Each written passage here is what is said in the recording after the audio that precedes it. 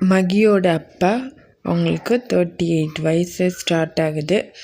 இந்த வருஷம் அவங்களுக்கு எப்படி அப் அண்ட் டவுன்ஸ்லாம் எப்படி இருக்குன்னு பார்க்கலாம். நாங்கள் செட்டிநாடுக்கு வருஷம் வந்துடும் அவங்க பிறந்த நாள் அப்போது.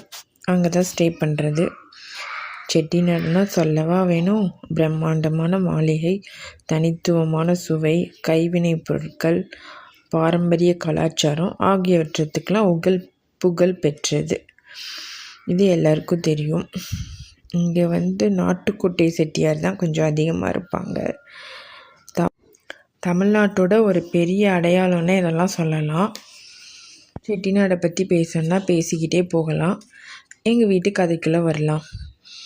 நாங்கள் செட்டிநாடு கோர்ட்டில் தங்கியிருந்தோம். அங்கேருந்து கொஞ்சம் தூரம் பேலஸில் சாப்பிட்டுட்டு அப்புறம் பிள்ளையார்பட்டி கிளம்பிடலாம் அப்படின்னு சொல்லிட்டு, இன்றைக்கி அவங்களுக்கு பிறந்த நாள். வருஷம் பிள்ளையார்பட்டியில் தான் கொண்டாடுறது.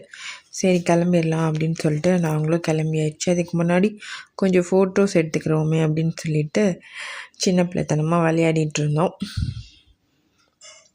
அப்புறம் பிள்ளையார்பட்டி சாமியெல்லாம் பார்த்துட்டு சாமி கும்பிட்டுட்டு உச்சிக்கால பூஜை எல்லாத்தையுமே பார்த்துட்டு அங்கேருந்து கிளம்பியாச்சு. கிளம்பி வெக்கேட் பண்ணிடுவோம் அப்படின்னு சொல்லிட்டு வெக்கேட் பண்ணோம். வெக்கேட் பண்ணிவிட்டு பேலஸில் நின்று ஒரு ஃபோட்டோ எடுத்துகிட்டு அதுக்கப்புறம் மெஸ்ஸில் போய் சாப்பிட்டுட்டு எங்களோட டே முடிஞ்சிருச்சு.